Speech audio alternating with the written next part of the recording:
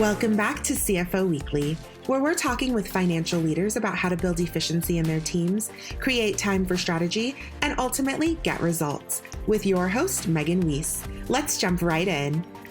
Today, my guest is Adam Porter. Adam is the Chief Financial Officer for Musselman and Hall Contractors in Kansas City, Missouri. He is responsible for providing strategic oversight and leadership for the finance, information technology, and human resource functions of the organization.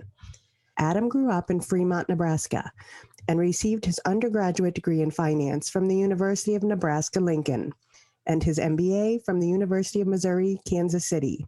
He is also a licensed CPA. He resides in Olathe, Kansas, with his wife, Amy, and their 9-month-old son, Dawson. Adam, thank you so much for joining me today. Yeah, thanks for having me. Looking forward to the conversation. Yeah, me too. Today we'll be talking about problem solving. It's a critical skill and one that we can always improve upon. So let's get started. First, tell me about your career progression and how you got to where you are today. You know, I find this interesting. I've listened to a few people speak and hear different stories how they get to become a CFO, and you know, a lot of it's taking the public accounting route and then kind of transitioning straight from there. I actually didn't like accounting in college. I graduated with a degree in finance from the University of Nebraska, and I took 2 accounting classes, and I just didn't like it. You know, I don't know what about it just didn't speak to me, and so I knew I was going to graduate with finance and move forward, and got my first job out of school, but just got my foot in the door as a billing analyst for a company here in Kansas City, but always knew I wanted to be a CFO, and so you know, I thought, you know, I'd work my way at the bottom, work hard, show people that I can really do things well and things like that. And staff accountant job opened up. And you know what? If I'm going to be a CFO someday, I probably need to understand accounting a little more than what I already do. So took that job. Within a matter of 6 months, I was working the full financials, doing the full accounting for a subsidiary company. And I really enjoyed it because I felt, you know, the debits and credits that the accounting world lives in is really the end result. In my opinion, I enjoyed the accounting because you have to solve the problem and you utilize the debits and credits to help solve that equation. And so that's really kind of what gravitated me towards that. You know, I am a CPA now and things like that, but it's just interesting how I grew to where I was. I, you know, got to a point where the first company that I was at, I kind of felt, you know, it was a transition period with the company and some things were changing, and I wanted to decide if I wanted to be a financial analyst and really kind of focus on analyzing and doing some of that stuff, or if I really wanted to be in the accounting corporate finance world. And, you know, I took a job with a public sector organization as a financial analyst, and it didn't take me too long to realize that, no, I really want to be with a company that cares about the bottom line and really wants to maximize efficiency and profitability and just doing things the right way, and people understanding and appreciating that, you know, income statement and balance sheet are important to the organization. And so, you know, kind of from there is kind of when I kind of gravitated, really kind of went full bore into the accounting world. And so, you know, with that, I decided, you know what, if I'm going to do this, I'm going to get my CPA license. So not having under the total hours, I did have my MBA at that time, took online accounting classes, and then sat for the exam while I was working full time, and, you know, passed it successfully, and kind of move on and went from senior accountant to manager of financial operations, director of accounting, now to my current job at a different company as the chief financial officer for the last year and a half. So really kind of a different career path than probably what you see and probably what you've talked to of other CFOs, where it's, you know, I feel like it's a lot of, you know, public accounting, really understanding the business, audit, internal audit, things like that. And I just kind of gravitated towards, you know, and really, my opinion, comes down to a lot about problem solving, which I know is one of the topics we're going to talk about today. Yeah. And I mean, I know it wasn't like that maybe 5 or 10 years ago, but I find more and more often that it is the case that CFOs didn't necessarily study accounting as an undergrad.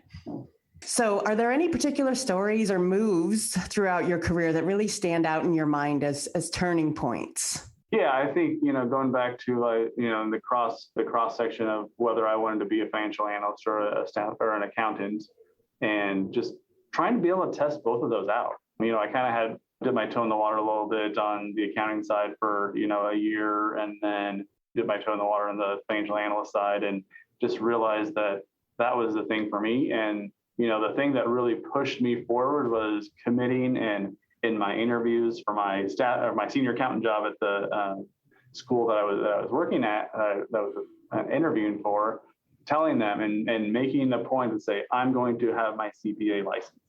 I know it's not required, but it's important for me. It's important for the organization to have another person to have that designation, have that knowledge, go through what it takes to get that while working. And I think that just kind of proved to the leadership there that, hey, this is probably the guy that can really get us going in the right direction. So, it's really a lot of that. I kind of think of turning points a little bit, because that really kind of put me down the path and really kind of opened my eyes and kind of gave me clarity on the path that I needed to follow in order to get to my ultimate goal, which is to be a CFO. Yeah, and to me, that's amazing that you passed the CPA exam without an accounting undergrad. That's such a grueling test, and it speaks a lot to your commitment. So tell me about your current organization and what they do. Yeah, so my current organization, we're a construction company, been around over 100 years in the area. In 2018, they actually converted to an ESOP. So we had an ownership structure change there. I started August of 2019, so I wasn't there for the transition. But through that period, they kind of realized that, we need somebody that can do a lot of things, that has a little more expertise than what, we previously had as a, closely held organization.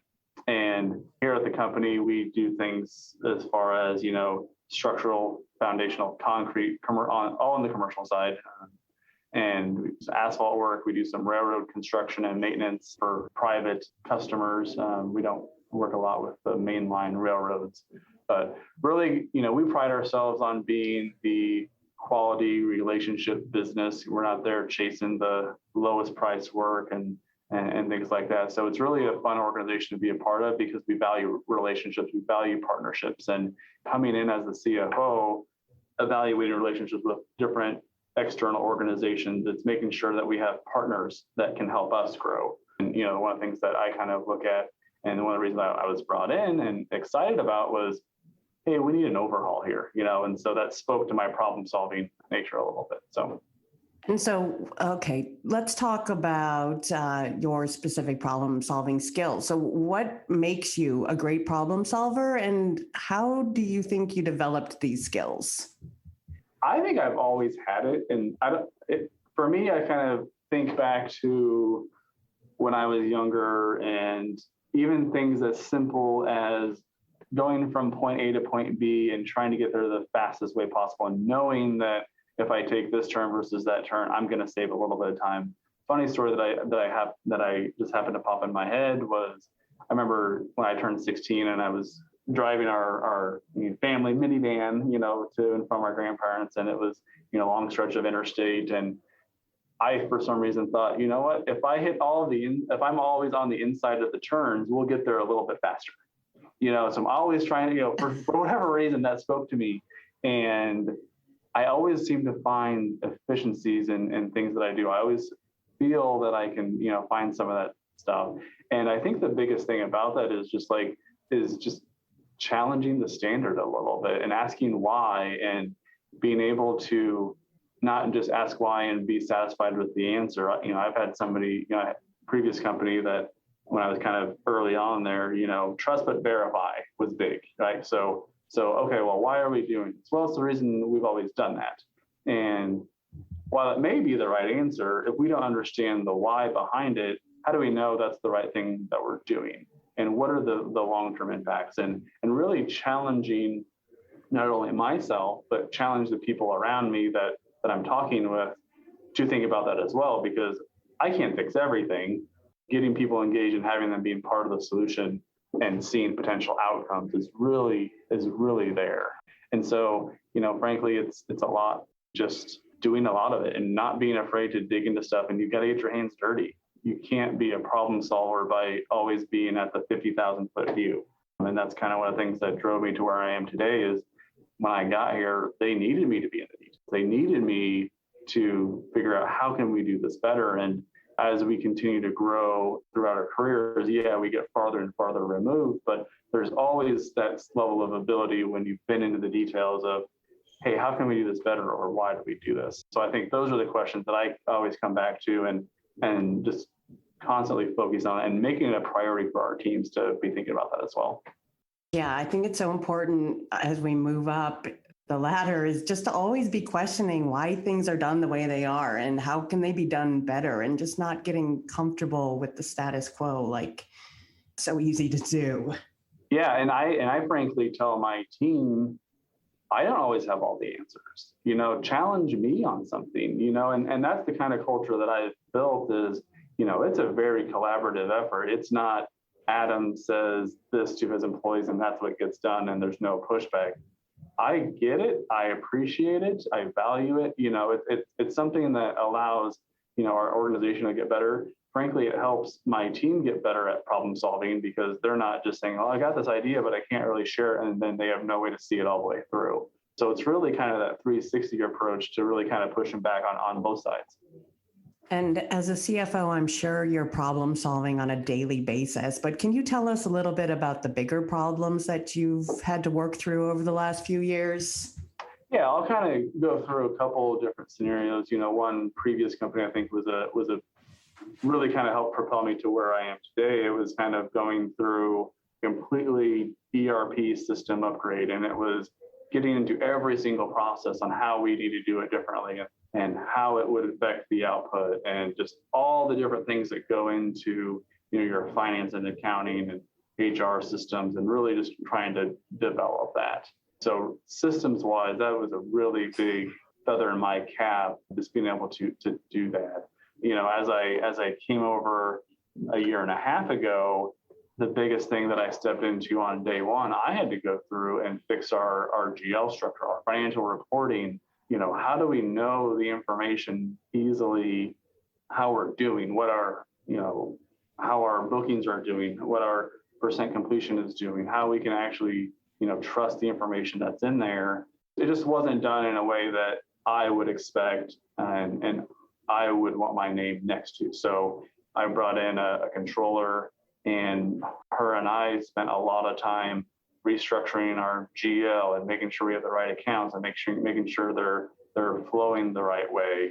That took a good 6 months to be able to get to that and go through a budget process and then start being able to use that information to forecast. So that was really the big thing that I did when I stepped into this role, was really just restructuring our GL to make sure that we could easily and effectively and efficiently provide financial data to our constituents, both internal and external.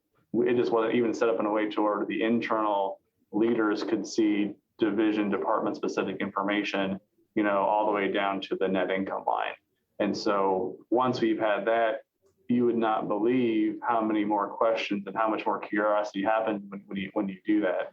And it's really, have really seen a change in the organization of caring because they can now see the information. So there's been a lot, but that's the one that sticks out in my mind because it was just so critical to the success of our department. And when you're problem solving, how do you ensure that you've identified the true problem and not just a symptom? In other words, how do you know that you've gotten to the root cause? Yeah, sometimes it's trial and error. Sometimes but again, I think as we kind of talked before, it's continuing to dig in, continuing to ask the question. And sometimes it's not just me, it's having some other people in the room that have a different perspective on something. And we do a really good job here of our executives get together at least once a week, and we're really close, and we really are really here to help people because we all know that we all have something different to come in. It's not just Adam coming in and fixing. It's not just risk management coming in and talking about safety and policies and things like that. We all have different lenses and that we can view things through. And that's how we really as a company come together to find the true problem and the true root cause. As more from the accounting perspective, it's digging in, getting all the way to the transactional level. That's how we know, right? And then having conversations, where does that transaction come in? Is it from, a project manager or an estimator? and why did it come in this way? And it's really just, again, those five basic questions that we all learned growing up, answer and help in so many ways. And what does your problem-solving process look like? Where and how do you start? Yeah, that is how you start is kind of interesting. It's one of those things. Sometimes it's you get a phone call, or it's you stumble across something, or you read something. I get a lot of information. I listen to CNBC every day, and on the way to work, just to kind of see what's going on in the world. And sometimes you hear people speak, and you're like, wait a second, how does that apply to me? What are we doing about that? And then you kind of start going down this rabbit hole of, hey, what can we do? How can we do this? Or are we covered? Are we not? What's our risk? And it's really just kind of just absorbing as much as you can from all different areas, just listening to people. I walk around and try to get out on job sites as much as I can and walk around our different office locations in multiple cities and just kind of hear people's problems. They're the ones that are doing the work. They're the ones that are making us successful. And so getting an understanding and hearing them out to where they feel like they have a voice in the organization, which is always a great thing. We never want to, to curb that, but two, they're the ones that are really having the problem, and everybody, and it may not be their expertise to fix it, right? And that's where myself and our other management team can kind of step in and be like, okay, here's a problem that I'm hearing. We bring it up and kind of go from there. We actually, as a company, are developing, we're calling it a think tank meeting once a quarter, where anybody in the organization can bring something. What should we be doing that we're not? What should we stop doing that we are? And a lot of times what that will result in is, hey, we're doing the right stuff, but people just don't know why. And once they know why, then they're on board. So we've got a couple of different ways that we start collecting that information to kind of get that. And once you got the problem, then you get the right people in the room to start figuring out, okay, who's the key partners here? Is it somebody's division? Is it somebody's department? Is it an executive level, strategy? Do we need some legal advice? You kind of go case by case basis and start figuring out, okay, who are the players on the team that need to be involved in this? And then you kind of start going down the road there. So I know you've already touched on this a bit with the importance of teamwork and getting the right people in the room. But so how do you make sure that you put together the right team, both to solve the problem and then make sure things run smoothly once the problem's been fixed? Yeah, the team is big. I think it's big in whatever you're doing. And it's my job to continue to evaluate the team. The team that is in place when I arrived a year and a half ago is not going to be the same team that also is here today, that will also be here in 2 years and 3 years and 5 years, because people have different thoughts and different goals. And, sometimes those don't align with the organization, and it's not a bad thing. It is what it is sometimes. But, I think you always have to be constantly evaluating the team and making sure that you're setting people up for success, trying to give them opportunities where they see opportunity within the organization at a promotional level, and finding ways to keep good employees, and, coaching those employees that maybe they're falling short, and not being afraid of having those conversations. I think it's a little bit of, it's practice what you preach also, so if I'm exhibiting the right behaviors, then my team will exhibit those behaviors because they see that it's important.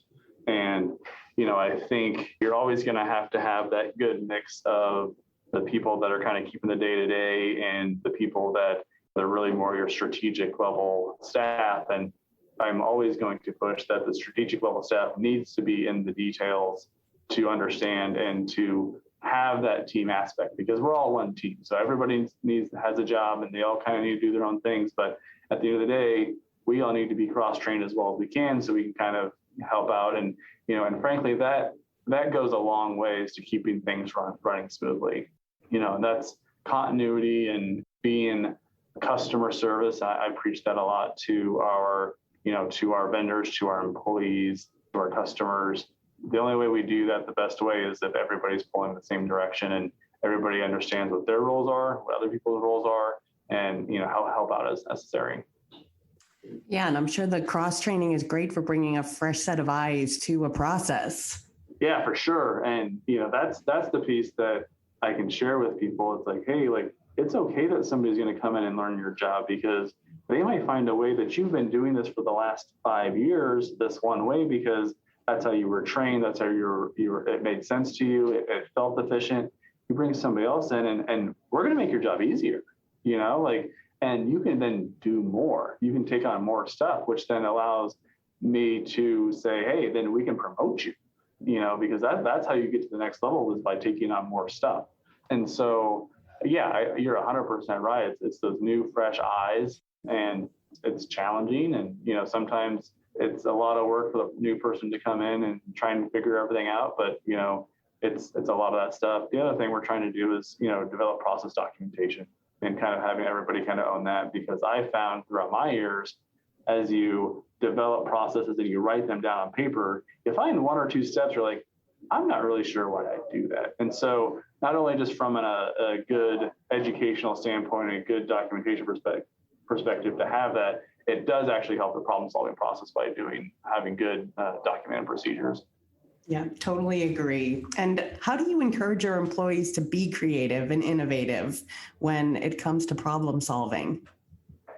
Yeah, I think it's something to where, it's rewarded by having just conversations with myself. We're not a huge department, right? So I'm heavily involved. I understand everybody and understand what's going on. And a lot of times, all anybody's asking for, and all they really want, is a kudos or a congratulations or a good job. That was really awesome. Here is what the company is going to benefit. And I think to keep people invested in understanding what's going on, always understand the end result and how it affects the entire organization. Sure, I saved 2 steps here, but what does that really mean? When you can kind of lay it out, well, that means that these 2 people don't have to do this, so they can be more efficient on their time, and the job is more profitable. And so we are able to kind of share some of that insight with them. That allows them to, oh, wow, so then I actually have an impact to our profitability and maybe getting more work and having more customers. And it's really buying them in and getting them bought into the overall big picture. The more we can do, the better it is. And it's also a lot of education. I'm not going to lie there. It's educating that time is an investment.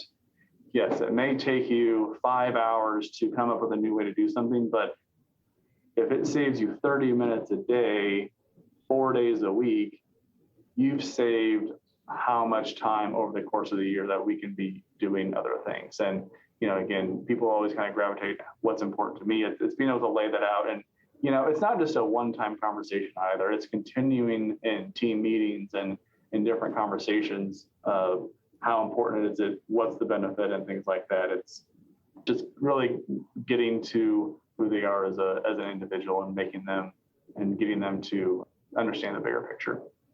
And one of the hardest steps of fixing a process is change management. So how do you overcome organizational resistance and get people to start doing things in a new way once something's been fixed? Yeah, great question. And that's something that every organization, no matter how successful, struggles with in some manner. The biggest thing that we can do, and again, I kind of learned this going through different system implementations from, my previous company, was making sure you're bringing in the right people as you're developing the process. So we're implementing some things from an IT perspective and making sure the different field supervisors and the different divisions are a part of that group. And when it comes to things about just different incentive plans that we're working on to help drive productivity and promote efficiency and profitability, bringing in the people that are the end stakeholders. You've got to bring in the right mix of people. And the way that I've done that here is, asking, the division leadership, hey, could you nominate somebody to help out with this? And then I get to tell that those groups of people, hey, you've been nominated to be part of this solution. That gets them buy-in right away. And then they can kind of see this whole thing as a positive rather than something that the CFO wants to change because we're not making enough money or something like that. That's my my view sometimes. But it's really getting buy-in throughout the entire process and communicating and encouraging them to communicate to their peers that, hey, this is going on. Let me know what questions you have. And the more people you can involve, the better your change is gonna be received. And we just learned that the hard way as an organization. And, it's things that I have to overcome, as I lead not only accounting, but I lead IT and human resources, just bringing people in to help out with the solution, because they feel like they have ideas and they want to know that, hey, this isn't just coming down from the top. It's a solution based and a company based solution, I should say. And I think, again, that helps the overall buy-in. Yeah, I think that's really great advice. I feel like people want to be part of the change and not just have change forced down upon them. Yeah, and honestly, and sometimes like myself, sometimes it's hard to even think through that if you haven't been through that process of, well, I've been this problem solver. I think I know what the right thing to do is, and you just lose the one little small scenario that if you had somebody else bring up while you're going through the process change, probably could have fixed something. It probably would have helped with morale on the rollout. Maybe would have been a better process. And if you thought it was better, now you have to go and change something again. So yeah, it just helps in so many ways by encouraging that. And again, it's hard, especially as you kind of you've grown up as the problem solver and then the leader. And it's like, okay, well, I know this. Yeah, I know this. But it's all about the team when at the end of the day, company culture, morale, doing things the right way, working as a team, like all of those things trump just being the dictator role and, pushing people to their breaking points to squeeze every bit of profitability out of a job or out of a process. And, it's such a longer lasting way to do business. And, our culture is definitely embracing it. And are there specific tools or technologies that you find to be particularly helpful these days? It's just collecting data. I think we use Excel, Google for spreadsheets and just trying to capture as much data as we can. That to me is the biggest differentiator as we're trying to communicate these solutions to people, or why we're changing this is, if we have the data captured from the beginning point, being able to understand it, to analyze it, to think through it, what does it mean, and then go through this change process, and then showing how the data has changed in a positive way. Again, another great way to be able to communicate and to get buy-in. And so really for me, it's really just making sure you've got the right people, you've got the data to help support your solutions, and frankly, if there's something you're not tracking, start tracking it. It's hard to always go back 3 months, 6 months, 2 years on the data, but if you don't start tracking something that's important, you're never going to be able to really see and prove out the benefit. You're always just going to have, yeah, my gut says this worked well, but we don't really know. And so as much of that as we can as an organization, and just asking for feedback. My tools and technologies that I really feel like are most important is just communication, asking and listening and having conversations with people, what's important to them. Yeah, communication is one tool that will never go away for sure. And lastly, on a more personal note, what's one goal that you're hoping to achieve this year, either personally or professionally? Yeah, so I'll do one of each. It's always a fun question to think about, and making sure that we're completing our goals. Post COVID, my wife and I have a 9-month-old, and trying to maybe do something for ourselves and maybe get away a little bit later this summer or this fall, and just kind of being mindful about doing so. So that's kind of my personal one, and just being able to recharge. Professional goal is, I've got a strategic hire that I'm just starting the process, and I'm really excited about it. The company is really excited about it. They weren't excited about it a year and a half ago when I started, and now the rest of the company is just, Adam, why have we not hired this position yet? And so I'm excited to get that going. It'll take some work off of my plate at a more detailed level, allow me to be a little more strategic. But But other than that, the company will just see tremendous benefits out of it. And so I'm excited to get that going and get that hopefully crossed off the list here in the next couple of months. Yeah, that's awesome. I love both of those. And with a 9-month-old, so important that you do take time for you and your wife. So for sure. Adam, thank you so much for your time today. Yeah, thank you for having me. It was fun.